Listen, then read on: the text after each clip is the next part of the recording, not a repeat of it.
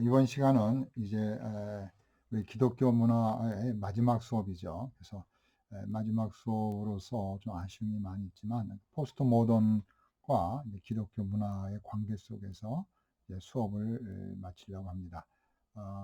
한국 사회 속에서 우리 기독교 문화도 강의를 하고 싶었지만 시간이 부족해서 할 수가 없었습니다.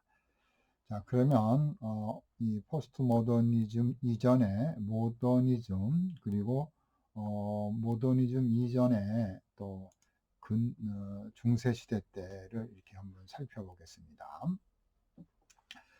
그래서 그걸 이제 전근대라고 부릅니다. 이제 그 모더니즘 이전의 시대를 이제 전근대. 또 이 모더니즘이라는 용어도 아주 오래전에 쓰인 용어는 아닙니다. 그 그래서 그 모던을 중심으로 모던 이전, 그래서 전근대, 그리고 모던 이후를 이제 포스트 모던이라고 부릅니다. 그래서 이 포스트 모던을 누가 불렀느냐, 누가 맨 처음에 사용했느냐, 여러 학자들의 은혜가 있는데, 특별히 역사적으로는 토인비가 아마 이제 포스트 모던, 또 뭐 포스트 공산주의, 뭐 포스트 또 무슨 산업혁명 이런 식으로 포스트라는 말을 이제 토인비가 사용했습니다. 그래서 이 포스트 모던을 누가 최초에 사용했는가에 대해서는 좀 더 이제 깊이 있는 그런 또 연구가 필요합니다. 자, 그래서 우리가 지금 이 시대를 뭐 모던하고 포스트 모던하고 이렇게 겹쳐 살고 있는 시대라고 볼 수도 있겠죠. 모던은 없고 포스트만 있다 이렇게 볼 수는 없는 거죠.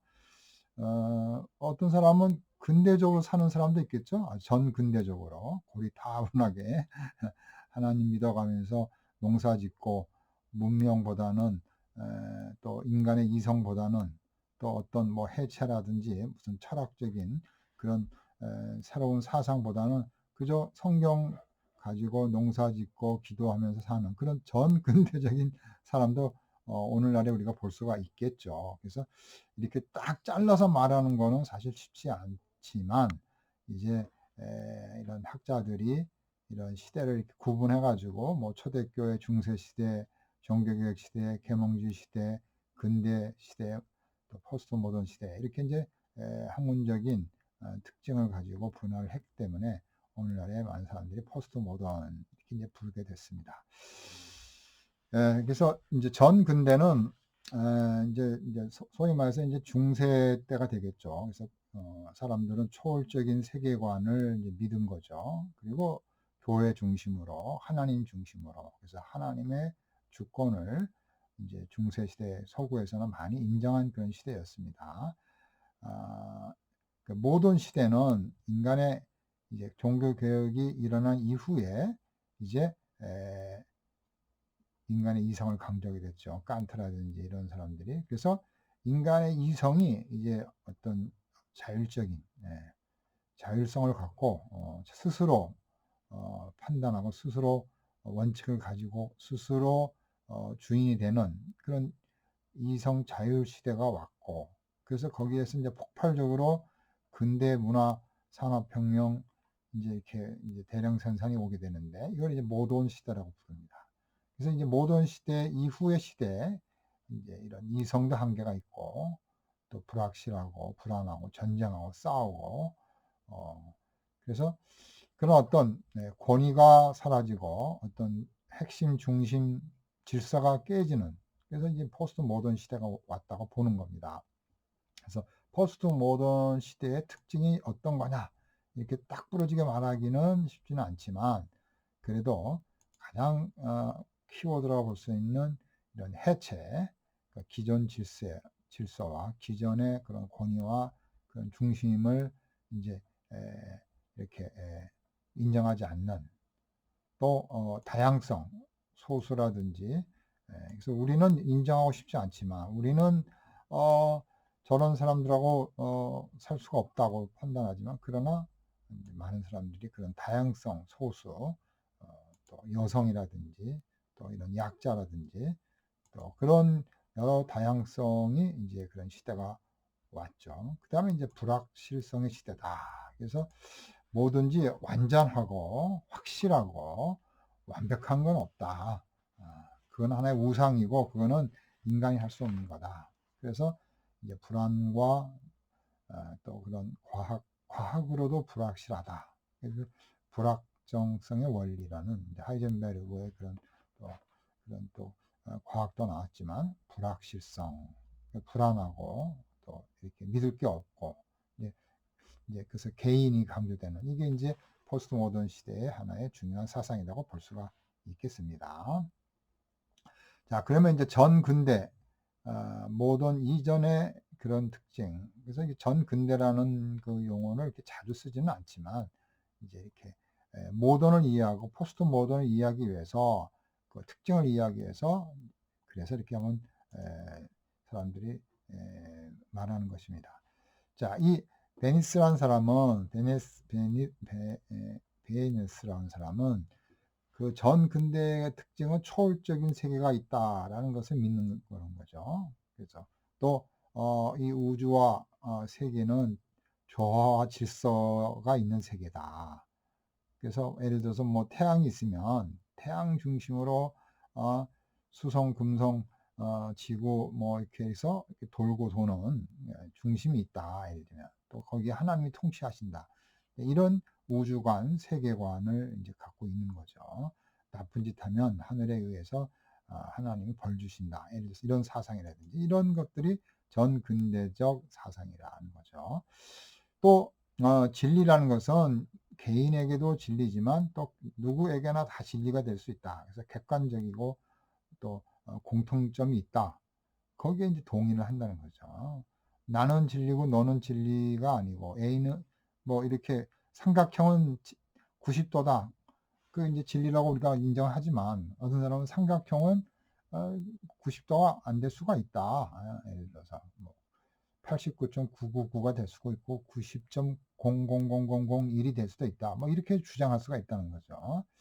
그러니까 포스트 모던은 플라톤이나 아리스토텔레스의 철학 이런 철학에는 압도적으로 영향을 받는 게 전 근대적이고 또 이런 또 기독교가 어떤 주된 국가의 종교가 되고 또 이교 철학 또 기독교와 또 이교 철학이 합쳐지고 또 이슬람이라든지 이런 세계들이 이제 시작이 되는 거죠. 그래서 그게 이제 그런 어떤 종합 그런 철학적이고 종교적인 것들을 인정하면서도 또 종합화된 것도 인정하는 그런 어떤 통합적인 총체적인 그런 우주적인 세계관을 갖고 있는 거죠. 근데 이게 깨지는 거죠. 자, 그래서 평가는 그러니까 근대 이전 전 근대적인 그런 사상의 특징은 이제 평가를 해보면 이런 종교적인 영역 또 철학적인 사상적인 영역에서는 또 장점이 많죠. 그럼에도 불구하고 지나친 어떤 철학적 종교적 영향이 강하게 되면 어떤 질서를 지키기 위해서 사람이 하나의 노예가 되고 어떤 하이라키 권위 또 어떤 영적 권위를 가진 자에게 무조건 순종하는 우리가 물론 하나님과 성경 앞에 우리가 순종해야 되지만 그러나 종교 지도자들이라든지 그런 카리스마적 이런 무슨 저기 아프리카 이런 데서는 이제 추장이라든지 족장들 이런 왕이라든지 이런 카리스마적인 자들의 권위에 무조건적인 굴복해야 되는 이런 또 안타까움이 있어서 개인의 자유가 없고 또 인간 활동이 제한이 되는 이런 단점이 있다고 볼 수 있겠죠. 이게 이제 터져 나오는 거죠, 점점. 근대의 특징은 이렇게 볼 수 있습니다. 하버마우스 같은 이런 학자는 이렇게 주장을 합니다. 어떤 그러니까 전통이 있으면 그거를 잘 세우고 지키고 그 기능이 잘 작동하도록 하는데 모더니즘은 그 저항한다는 거죠.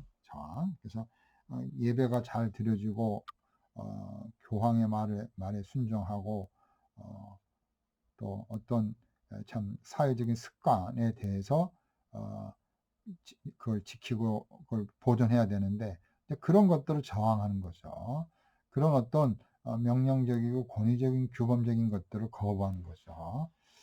또 막스 베버는 말하기를 그 탈속파화 과정이다. 그래서 이런 모던화라는 것은 이렇게 세상이 구속 노예처럼 이렇게 사슬에 묶여 있는 데로부터 디스니까 해체되는, 풀려나는 과정을 근대주의로 봤습니다. 막스 베버는 이렇게 노예로부터 해방, 이거는 탈속박화, 이거는 탈감옥화라든지, 이거는 바로 칸트와 비슷한 거죠. 칸트는 계몽 아프크라논, 계몽이라는 것은 인간이 어떤 감독자로부터 인간을 구속하는 것들, 소위 말해서 뭐 예를 들면 뭐 종교적인 그런 권위나 지도자, 종교적인 지도자, 이런 존재로부터 벗어나서 스스로 일어나서 걸어가는 거, 스스로 사고하고 스스로 결정하는 것, 그걸 바로 계몽이다, 아프크라는 깨닫는 자다, 이렇게 주장을 했습니다. 그거와 막스 베버의 그런 탈속박화 과정이 비슷한 거죠. 자, 근대는 인간 이성이 아주 최고봉에 오른 거죠. 칸트라든지 이런 사람들의 영향에 의해서 이성과 인간 이성의 그런 자율성, 인간의 자율성이 이제 중요한 거죠. 인간이 스스로 결정하고 판단하고 이성이 가는 것에 지위가 있다고 보는 거죠. 그래서 이거는 르네상스 시대 창조, 파괴, 그러니까 전통을 파괴하고 새로운 것을 창조하는, 그래서 신 중심에서 인간 중심으로, 예를 들면 그런 관점이 르네상스라고 본다면, 좀 더 르네상스가 이런 참 그런 어떻게 보면 인본주의 또 이성주의의 하나의 시초가 된 거죠.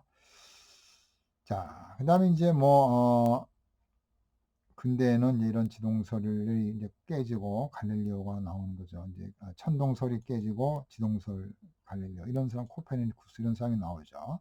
그 다음에 이제 데카르트를 통해서 이제 사상의 어떤 주도성을 누가 갖고 있느냐, 그러니까 주도적인 사상 인식 주인이 누구냐.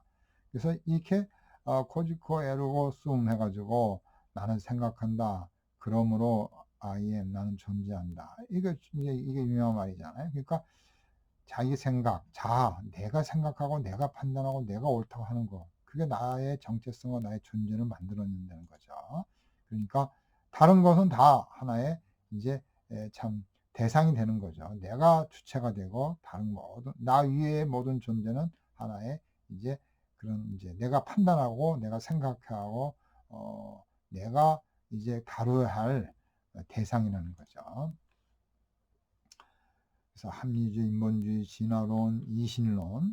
이신론은 신이 창조한 것 같은데, 창조하였다고 믿을 수는 있지만, 그러나 이신론자들은 하나님은 간섭하지 않는다.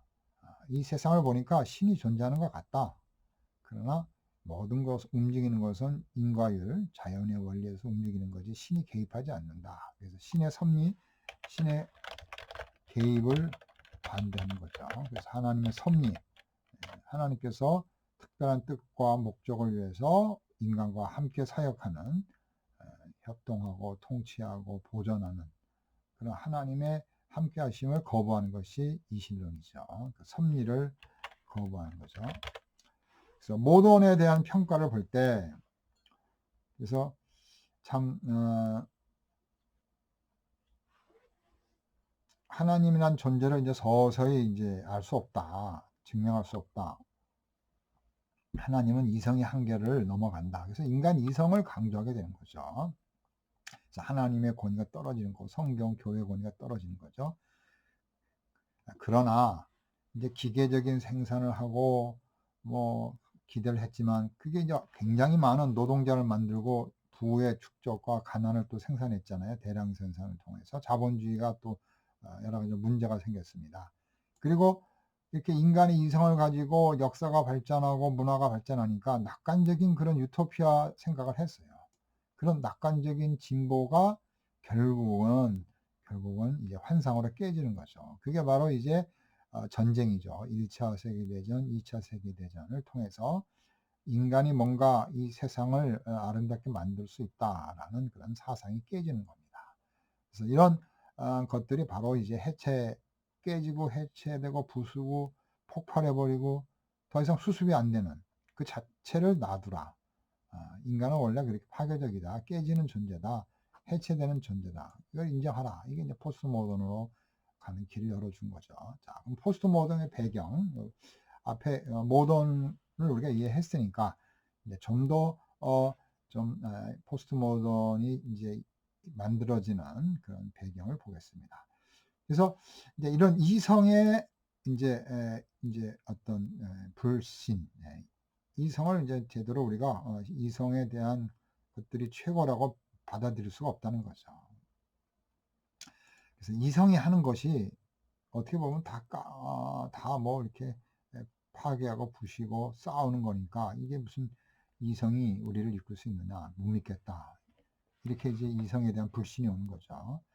또 새로운 미학이 등장하는 거죠. 아주 뭐 이런 아방가르라든지 이런 소위 말해서 뭐 우리가 말하는 그 많은 그 참 현대 그 미술 작가들이 나오잖아요.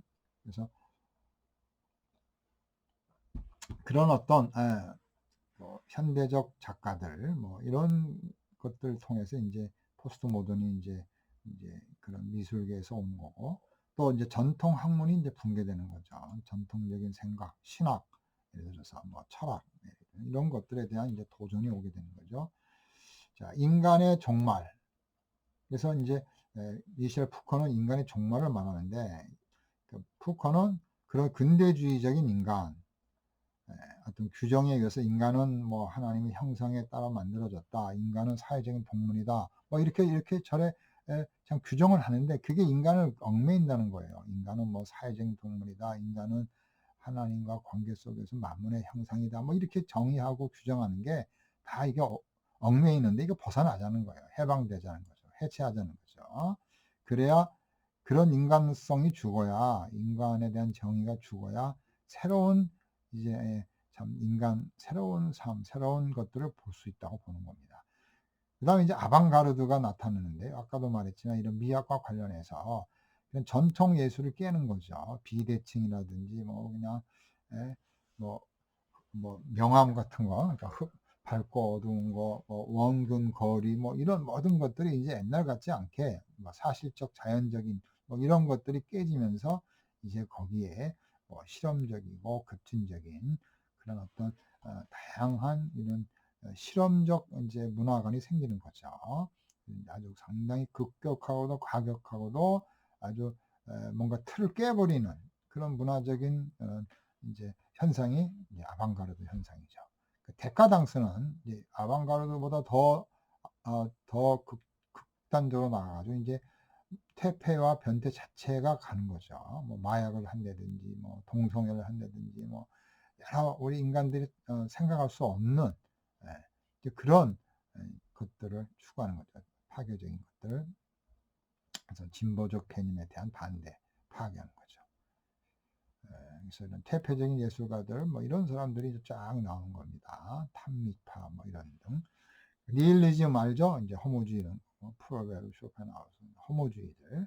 또 니체가 나와가지고 이제 결국 그런 절대적인 그런 분, 또 이 절대적인 우상, 이걸 이제 우상으로 해서 그걸 이제 참 그거를 이제 파괴시키고 죽었다 이렇게 선언하는 거죠.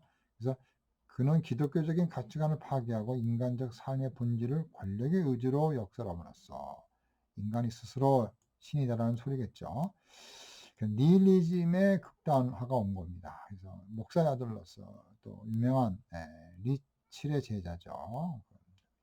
칸트의 영향을 받은 리칠의 제자로 그래서 이제 신학 교수가 됐지만 신학은 안 그렇고 철학으로 간 거죠. 그래서 서구 문화의 위기가 바로 기독교 신앙에서 이제 찾는 거죠. 그래서 우상의 황혼이나 적그리스도를 통해서 인간의 자유로움을 위하여 신이 죽어야 한다. 뭐 이렇게 이제 주장을 하였습니다. 또 지식은 권력의 도구다. 그래서 푸코의 영향을 주었습니다. 삶이란 권력 투쟁이다. 생존 본능이 아닌 그런 어떤 권력 의지, 권력 의지로 이제 본 겁니다. 그래서 인간은 환상의 동물인데 실제로 허구화하는 그런 환상의 의지를 이제 가지고 기만적인 개념을 만들었다는 거죠.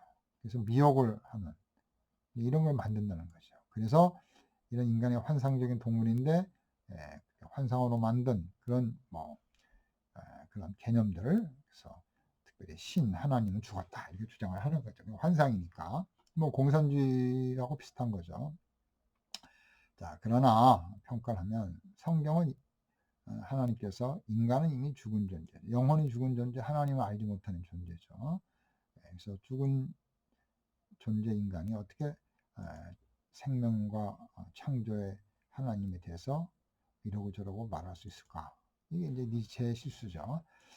포스트 모던 시대에 일어나는 거, 포스트 시대가 이제 일어나죠. 그래서 이제 어떤 거냐, 다양한 포스트 모던이즘 아주 다양성이죠.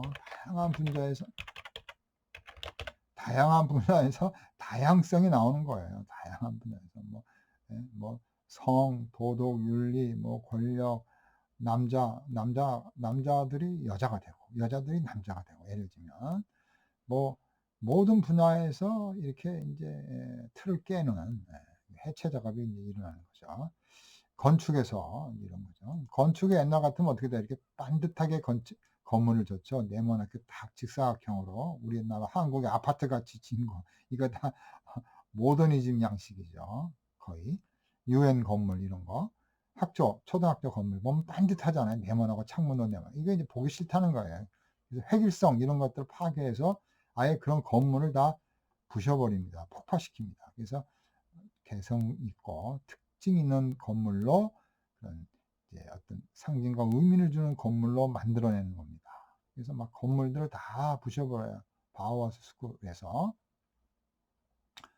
그래서 이제 예를 들면 이제 우리나라도 그 현대 삼성도 있는 현대 건물 가면 현대건설입니까? 거기 가면 건물이 이렇게 있는데 여기에 이렇게 쇠 말뚝이 이렇게 쫙 있잖아요. 쇠 말뚝, 건물에 쇠 말뚝이 있고 가운데 구멍이 뚫어져 있고. 그러니까 아주 희한하게 생기는 거죠, 건물들. 그래서 포스트 모더니즘 건물 한번 찾아볼까요? 보면은 다 나름대로 이제 특징이 있고,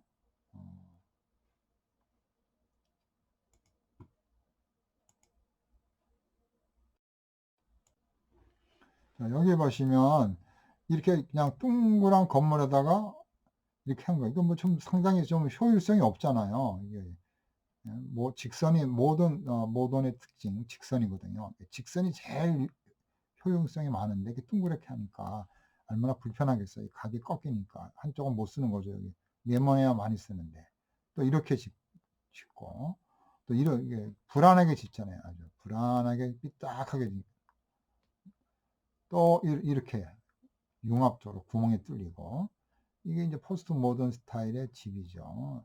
이런 것도 마찬가지고. 그래서 이제 이런 건물도 마찬가지고, 독일의 도서관도 보면 도서관이라는 것이 이렇게 좀 이렇게 돼 있죠. 참 삐딱삐딱하게 돼 있잖아요. 제가 도서관 제가 생각이 안 나는데,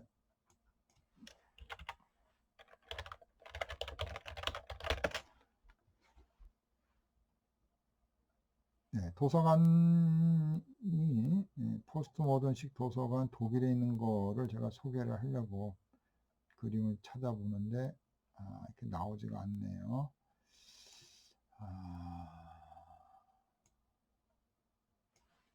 독일에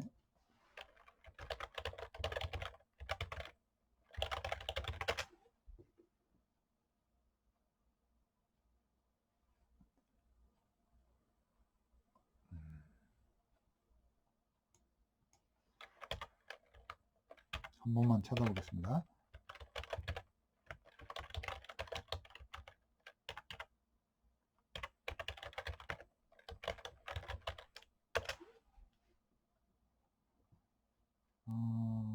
요 실내 아니고 겉모습을 제가 보려고 했더니 그 건물이 이렇게 삐딱하게 돼 있어요. 여기도 안 나오는데 하여튼 언제 여러분들이 한번 검색을 해 보십시오. 그래서 그 외형 건물이 도서관이 이렇게 삐딱하게 돼 있어요. 불안하게. 그래서 그게 포스트 모던적 건물인데요. 자, 이렇게 그런 건축도 참 이렇게 삐딱하게 이제 진 거죠. 자, 그래서 이제 이런 세계 문학에 있어서도 뭐 프로스트, 조이스, 그 조이스, 토마스 만 이런 이제 탈장르가 있고, 이런 또 세계화와 지역화의 모순에서 하는 현대인에서 이제 다양한 문화가 되는 거죠. 다양한 문화.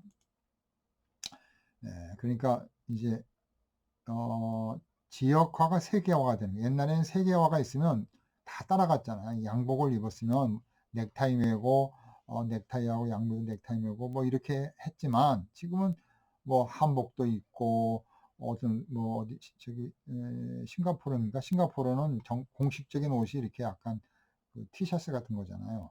그렇게 지역을 이제 세계화하는 지역성을 이제 인정하는 뭐 이제 이런 사이버 세계 뭐 이런 것들 이제 뭐 환경 파괴 이런 의식이 변화 과학의 불확실성 또 뉴에이지 운동 이런 성의 혁명 또 대중문화 시대 이런 게 막 오는 겁니다. 또 이제 감성화 EQ 이런 시대 또 광고 뭐 광고도 보면 이제 이 광고에 이런 게 나와요. 뭐 아버지는 나에게 인생을 즐기라고 말했다. 그러니까 뭐 결혼도 안 하고 그냥 캥거루족 같이 살면서 즐기는 거예요. 오직 좋은 고급차 타고 좋은 데 여행하고 또 좋은 사람하고 지내다가 또 헤어지고 그래서 인생을 그렇게 좀 뭐 즐겁게 본능적으로 살아간다. 뭐 이런 광고들을 하는 거예요. 그러니까 이런 이제 그런 광고의 영향도 많다는 거죠.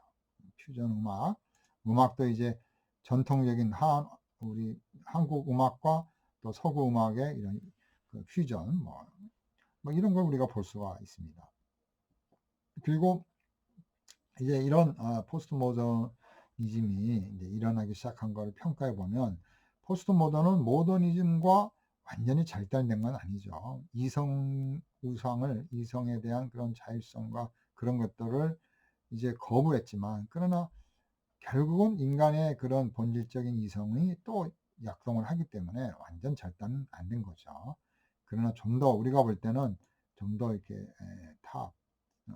퇴폐와 타락으로 그런 문화 현상이 갔다. 그래서 포스트 모던이 이제 옴으로써 좀 더 기독교적인 그런 관점에서 사람들이 벗어나고 이런 이제 잘못된 세계관 그런 모습으로 이제 사람들이 시작이 되는 거죠. 자, 그럼 이제 본격적으로 포스트 모더니즘의 특징이 뭔가 지금 배경적인 걸 살펴봤고요. 이러이러한 것들에 의해서 포스트 모더니즘이 이제 확 일어난 거고, 자, 그러면 이제 뭐 지금도 포스트 모던이 지금 형성되고 있고 계속 포스트 모던이 발전하고 있지만 지금까지 이 포스트 모던이라고 하는 그런 어떤 형상이 만들어졌으면 거기에 대한 특징을 살펴보겠습니다. 가장 첫 번째로 포스트 모던의 특징은 바로 탈정경화, 탈정경화죠. 그래서 탈정경화 또 불확정, 또 뭐 이런 파편화 이런 거죠. 뭐 그래서 이제 좀 비슷비슷하지만 탈정경화는 이제 하나의 해체와 관련되죠. 그래서 전통과 극단적인 것으로부터 단절하는 거죠.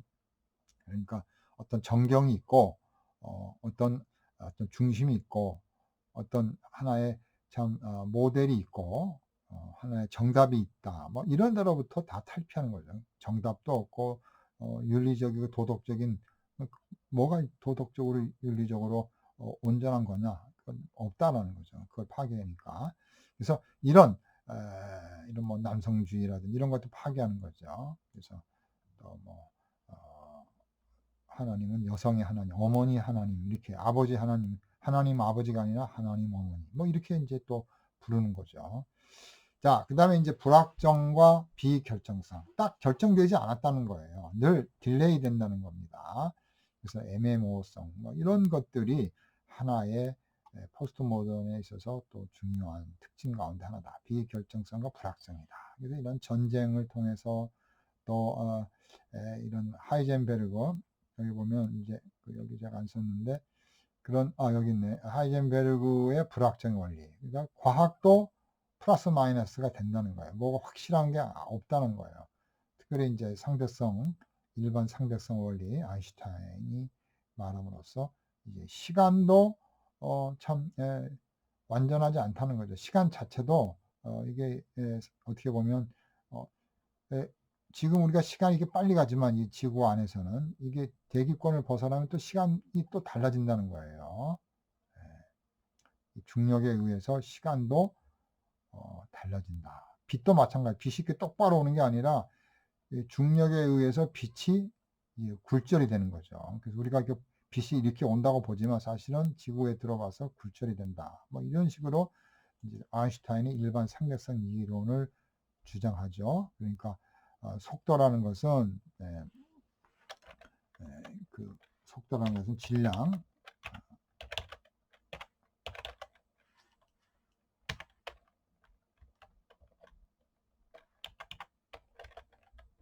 여기 이제 자성이 이제 붙지만 그러니까 에너지, 그러니까 에너지는 질량하고 속도하고 관계가 되니까 우리는 그런 모든 것들을 요 m이 질량도 달라지고 또 속도도 달라지고 에너지도 달라지고 그러니까 이게 이제 여기에 의해서 원자탄이 나오는 거죠. 에너지가 많이 생기려면 속도를 빠르게 하면 되는 거죠. 빠른 속도에서 에너지를 처리하면 질량을 때리면 이게 파괴시키면 에너지가 엄청 나오는 거죠. 우리가 돌멩이를 땅 치면은 불이 터지는데 엄청난 속도로 불을 돌이 충돌하면 지구가 폭발해 버리는 거죠. 예를 들면 에너지가 커가지고 우주가 생긴다고 보는 거죠. 이게 이제 아인슈타인의 상대성 이론이잖아요. 자, 뭐 토마스 쿤의 그런 패러다임이 바뀌어야 된다. 하나의 그런 패턴이 바뀐다. 뭐 이런 것들, 이것들이 다 이제 포스트 모던의 하나의 철학적, 사상적, 과학적, 미학적 이런 특징이라는 거죠. 뭐 여기 보시면 이제 뭐 오독, 오독의 필요성 잘못 읽어도 좋다는 거예요. 완전한 오독, 정독이 없기 때문에 저자가 중요하다는 거죠. 비슷합니다. 바르트도. 롤랑 바르트도 저자의 의도는 중요하지 않고 독자가 이제 참 읽어가면서 깨닫는 것. 그래서 그런 독자들, 소비자들의 공동체가 만들어낸 그 해석. 이게 하나의 중요한 거라는 거죠. 롤랑 바르트. 이게 그러니까 뭐예요? 그 저자와 독자가 바뀐 거죠. 주도적으로. 뭐 주체성의 상실을, 주체성의 상실과 자아의 분해. 인간 주체성, 자아를 중심으로 하는 데카르트 사고가 이제 거부되는 거죠. 인간, 아까도 말씀드렸지만 개인의 종말이 왔다. 개인이, 근대적 개인의 종말, 얽매이는 종말, 인간은 이러이러한 존재다. 그런 거로부터 끝내자는 거죠. 그래서 자유로운, 뭔가 얽매이지 않는 그런 어떤 뭐 정신적 사이코도 그것도 인간이다. 그 사람들은 뭔가 의미가 있다는 거지. 그 사이코를 자꾸 치료하지 말라. 뭐 이런 식으로 볼 수가 있겠죠. 보편, 내재성, 파편화, 뭐 그릇이 깨지면은 옛날에는 깨진 그릇을 다 이렇게 모아서 복원했지만 내버려 두라는 거죠. 깨진 거 그 자체도 의미가 있다는 거예요. 그래서 이런 아방가르드, 데카당스 이런 데 영향을 받은 거죠. 로요타 이런 사람들이 총체화, 통합, 총체 이거를 하지 말자. 거부하는 거죠. 탈장르화. 그러니까 그런 장르, 뭐 시는 시하고 음악하고 뭐 한식, 양식, 뭐 중국식 다 섞어가지고 만든 거죠. 혼합, 하이브리드식으로 하는 거죠. 그러니까 뭐 자동차도 하이브리드는 포스트 모던적인 현상이다. 뭐 그렇게 말할 수 있겠죠. 기술의 포스트 모던이죠. 자, 억압적인 거, 뭐 이런 것들에서 이제 벗어나고 주변적인 것들에 대한 복구다. 그러니까 권위로부터 해방돼서 자유롭게 약한 거, 적은 거, 힘없는 것도 이제 하나의 주체가 될 수 있다. 성해방, 뭐 페미니즘 운동 이런 거 다 그렇게 되는 거죠. 또 행위와 참여를 중시한다. 그래서 모더니즘은 고립과 무관심, 형식을 강조하지만 이런 형식. 그러나 뭐 따라가니까 할 수 없는 거죠. 알아서 하시오. 뭐 대통령 왕이 뭐 하면 되는 거죠. 이성이 하면 오케이. 무슨 과학적 원리가 있으면 따라가는 거죠. 그런데 포스트 모던은 뭐예요? 실제로 개개인의 그런 게 중요하죠. 저자가 중요한 게 아니라 독자가 중요하다는 거죠. 배우도 중요하지만 관객도 중요하다. 서로 혼용하는 거죠. 또 대중문화주의가 또 발상이 됐죠. 그래서 굉장하잖아요. 유의성. 오늘날에 이제 포스트 모던 이게 즐거워야 한다는 거죠. 또 이제 퇴행, 퇴폐. 자, 그래서 우리가 이제 포스트 모더니즘을 한번 이제 평가해 보면 참 그런 어떤 이성의 우월성, 과학에 대한 비판, 이게 이성 우상, 그러니까 또 과학 우상, 뭐 인간 우상 이런 거에 대해서 비판하는 것이 포스트 모던인데, 여기에서 이제 우리 신학이 어떻게 이제 그 평가하고, 또 우리 신학의 역할은 뭔가, 우리 기독교의 역할은 뭔가, 이걸 우리가 또 제시를 해 줘야 되는 거죠.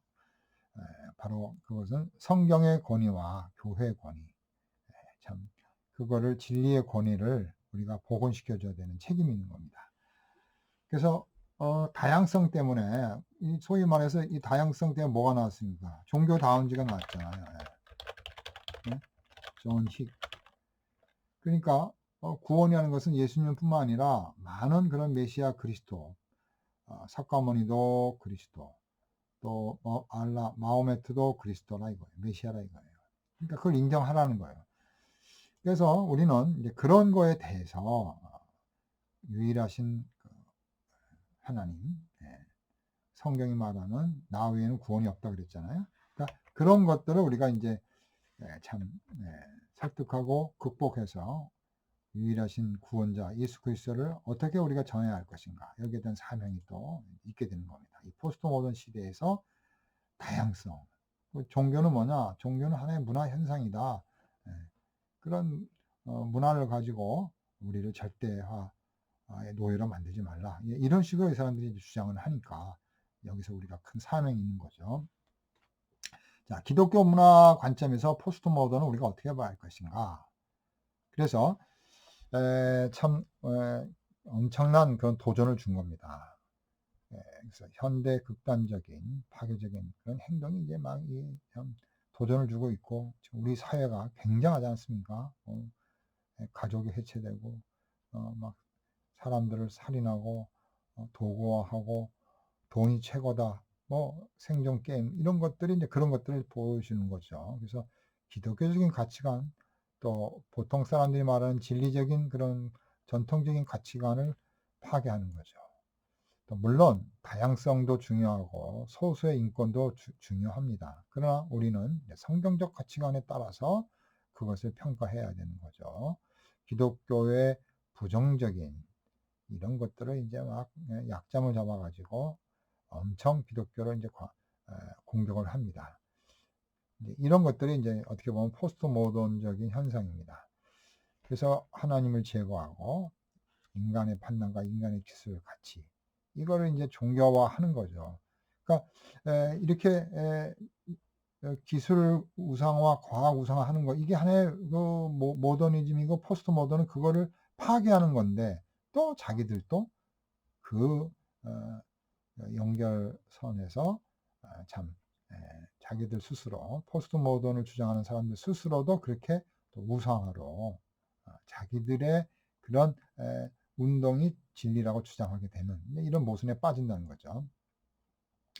그래서 참 하나님이 인간이 되신 그리스도, 그러니까 성육신, 데우스 호모, 하나님이 인간이 되었다. 요한복음 1장 12절, 말씀이 육신이 되어 우리 가운데 거하며, 그걸 부인하고 인간이 힘을 키워서 참 신이 되려고 하는 이 시대죠. 그래서 생명공학이라든지 뭐 하다 보니까 결국은 바이러스 잘못 만져가지고 이 엄청난 팬데믹으로 지금 사람들이 하는 얘기가 뭐냐면, 지금 뭐 헬라어 알파벳 공부한다 이거예요. 알파, 베타, 감마, 델타, 오미크론, 완전히 참 헬라어 알파벳이 지금 이 바이러스가 번져가지고 헬라어 알파벳 배우고 있는 이 엄청난, 누가 헬라어 단어를 알았겠습니까? 이 팬데믹을 통해서 참 우리가 얼마나 고통을 당하고 있는가, 인간이 그렇게 바이러스를 정복하고 싶어 하고 생명공학을 가지고 인간이 유전자 조작을 하고 뭔가 참 자연을 스스로 바꿔보려고 하는 그 어리석음에 참 판도라 상자가 열리면서 모든 사람이 지금 이 바이러스의 세계 속에서 탄식하고 신음하고 도망다니고 아우성을 치는 뭐 듀라기 공원 같은 이 바이러스 이런 영화 하나 나오면 재밌겠어요. 바이러스의 듀라기 공원에서 불안하게 살아가는 2021년 이게 언제까지 갈지는 모르죠.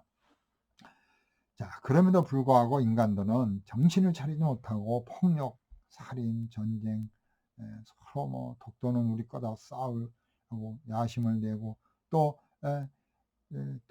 그 대륙 국가의 그런 야심 또 패권주의 이런 것들을 통해서 인간의 그런 전쟁과 탐욕이 끝나지 않는 예수님 오시기 전까지 이런 것들로 인해서 우리가 서로 고통당하는 그래서 우리가 이 모든 것들을 우리가 다 해결할 수는 없지만 이걸 우리가 인정하고 우리 연약한 인간인 것 폭력, 살인, 전쟁 이걸 없앨 수는 없죠. 살인, 전쟁을 없앨 수는 없지만 그러나 이거를 줄이고 노력하고 하나님 뜻대로 살려고 하는 그래서 칼빈은 이런 얘기를 하죠. 칼빈은 전염병이라는 게 뭐냐? 바로 인간의 이기심이라는 거죠. 탐욕이라는 거죠.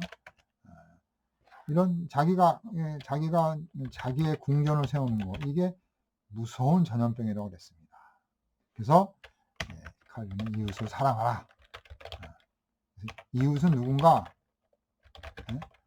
자기랑 무관한 사람, 자기랑 관계없는 사람, 먼 곳에 있는 사람 이 사람들이 다 이웃이라는 거예요. 자기 지역 사람, 자기랑 친한 동네 사람.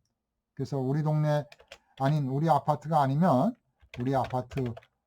다른 사람들은 놀이터 사용 말라. 허락은 맡아라. 이렇게 이제 이기적으로 이웃에 대한 그런 무차별 그런 디스크리미네이션이 지금 우리 한국 사회에 일어나고 있습니다. 자, 그래서 우리는 스스로 에덴 동산에서 추방됐는데 제2의 에덴 동산을 만드는 거죠. 바벨탑을 만들고 탑을 높이 쌓고 또 안전방어 도시를 세우고 스스로 구원하려고 하지만 자코 엘룰의 말처럼 그건 허당이다. 하나님 앞에 돌아와야 된다. 그런 기술과 과학의 우상화를 우리가 경고를 받고 사랑하고 나눠주는 그런 삶을 살아야 된다. 이게 자코 엘룰의 도시의 의미라는 책에서 말하고 있죠. 머니 앤 파워에서도 돈이냐 우상이냐 하나님을 택해야 되는데 우리는 돈을 택하고 돈에 무릎 꿇는 연약한 존재인 것을 깨닫자는 거죠. 그래서 문화는 하나님의 형상을 가진 인간의 사명이지만 그 주인은 그리스도다. 그리스도 중심의 문화가 스킬더죠. 문화와 문명 아니 모든 과학기술의 근원이 통치자이신 그리스도인 것을 우리가 성경을 통해서 알려주자는 거죠.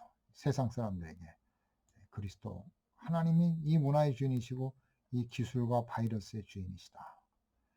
자, 기독교 문화 강의는 이제 결론을 마치겠습니다. 결론을 이제 강의 자 이제 거의 14주 이제 다음 주가 되면은 이제 14주 이제 또 15주 이렇게 되는데 이제 2번 남았죠. 그래서 우리가 다음 주는 이제 줌으로 우리가 서로 발표회를 갖고 그 다음 주는 이제 마지막 이제 주가 이제 되는데요.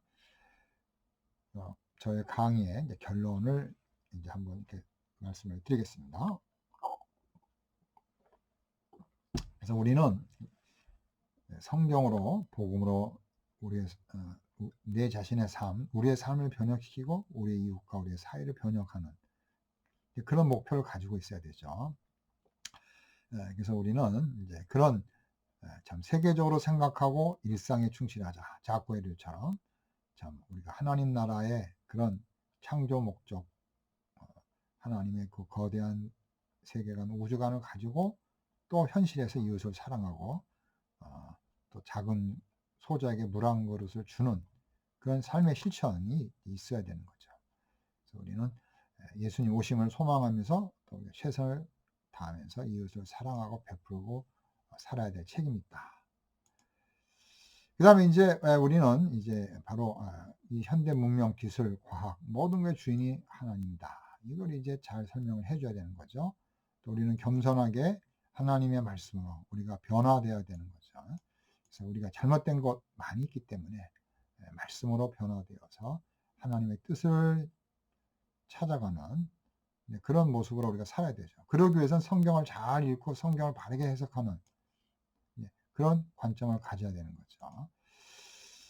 자, 오늘 강의를 이제 오늘 이렇게 해서 이제 마치겠습니다. 그동안에 제가 어떤 기독교 세계관을 먼저 말씀을 드렸고, 또 성경적 그런 문화관, 그리고 이제 교회 역사 속에서의 여러 문화관, 또 물론 뭐 리차드 니버의 5가지 유형의 그런 문화관도 했죠. 그래서 그리스도 중심의 문화관, 변혁적 문화관, 이런 말씀을 제가 다 이렇게 말씀을 드렸습니다. 그리고 이제 문화 연구 방법, 또 이제 좀 딱딱하고, 좀 더 어떻게 보면 사회주의적이고 또 그런 어떤 좀 계급 투쟁적인 그런 관점도 우리가 공부를 했습니다. 그걸 또 우리가 비판도 했죠. 기독교 문화가 이제 오늘날 이 현대 사회 속에서 참 어떤 영향력도 없고 어떤 국가나 어떤 사회 조직에서도 더 이상 기독교를 아주 가치 있고 의미 있고 참 따라야 할 모델로 보지 않고 있죠. 점점 하나의 문화적인 하나의 종교로 인간이 만든 종교로 나쁘게 말하는 사람들 하나의 아편으로 니체가 말하는 환상으로. 그러나 성경은 바로 문화의 주인은 하나님이다. 하나님의 형상을 담은 인간이 그런 문화적인 사명을 가지고 살아가는데 잘못된 사람들을 우리가 이제 기독교적으로 고쳐줘야 되는 성경의 관점에서 그들이 문화사역, 기술 문명, 바벨탑 세우는 거 다 이게 어떻게 보면 아까도 말씀드린 주라기 공원에서 그냥 다 참 혼미백산한 가운데 있습니다. 지금 바이러스 하나가 지금 터진 거잖아요. 바이러스가 약 600만 개의 바이러스가 있다고 합니다. 그 600만 개가 다 폭발하면 어떻게 되겠습니까? 숨 못 쉬고 다 우리는 다 공중분해해서 땅으로 다 분해되는 거죠. 또 곰팡이균은 800만 개가 있다고 합니다. 곰팡이균도. 이런 그 보이지 않는 세균에 의해서도 우리가 참 절절매는데 기술 하나 발견했다고 교만하고 뭐 달나라 갔다고 교만하고 하나님께 도전하고 인간이 신이 되려고 하고 불사조가 되려고 하는 그런 교만과 어리석음의 극치가 오늘날 이 바이러스가 참 나타남으로써 다시 한번 우리를 겸비케 하고 하나님을 바라보게 하는 그런 관점에서도 우리가 이런 팬데믹을 또 전염병 문화를 또 우리가 살펴봐야 되지 않나 이렇게 생각이 됐습니다. 이런 팬데믹 상황 속에서 기독교 문화를 강의하다 보니까 그런 참 전염병 바이러스 이런 관점도 말씀을 드렸고 또 뭐 참 집에 있다 보니까 TV도 많이 보고 그러면서 넷플릭스라든지 뭐 이런 것들을 이제 보면서 뭐 오징어 게임도 나오고 뭐 지옥이 나오고 뭐 여러 가지가 지금 나오면서 그런 문화적인 그런 것들에 많은 사람들이 접촉이 됐는데 우리 기독교인들이 우리 스스로가 성경적 문화관에 대한 정체성을 가지고 또 그런 문화들을 세속 문화들을 기독교적인 관점에서 점검하고 바른 길로 이끌 수 있는 그런 문화적 사명을 가져야겠다 이렇게 생각을 해봤습니다. 그동안 강의를 이렇게 많은 그런 정보와 지식을 여러분들에게 제공하기 위해서 이렇게 노력을 했지만 여러 가지로 너무 또 이렇게 좀 강의 이렇게 좀 세련되고 이렇게 좀 정밀하지 못한 부분도 많이 있고, 물론 이제 제가 자료도 많이 나눠줬지만 좀 더 완성도가 떨어진 강의라는 것을 제가 뭐 여러분에게 누차 말씀드렸습니다. 그러니까 여러분들이 좀 더 이런 강의안을 중심으로 해서 더 여러분들이 기독교 문화를 발전시키고 또 관심을 갖고 또 교회와 사회 속에서 그런 기독교 문화적인 관점 속에서 여러분의 삶과 또 여러분의 그런 생활 양식이 변화가 되었으면 좋을 것 같습니다. 부족한 수업을 여러분들이 이렇게 열심히 들어주시고 카톡으로도 열심히 또 이렇게 대답해 주시고 또 이렇게 레포트도 열심히 이렇게 준비하신 여러분에 대해서 감사를 드립니다. 모두 다 건강하시고 모두 다 말씀으로 승리하는 아름다운 기독교 문화관을 실현하는 여러분들이 되시기 바라겠습니다. 감사합니다.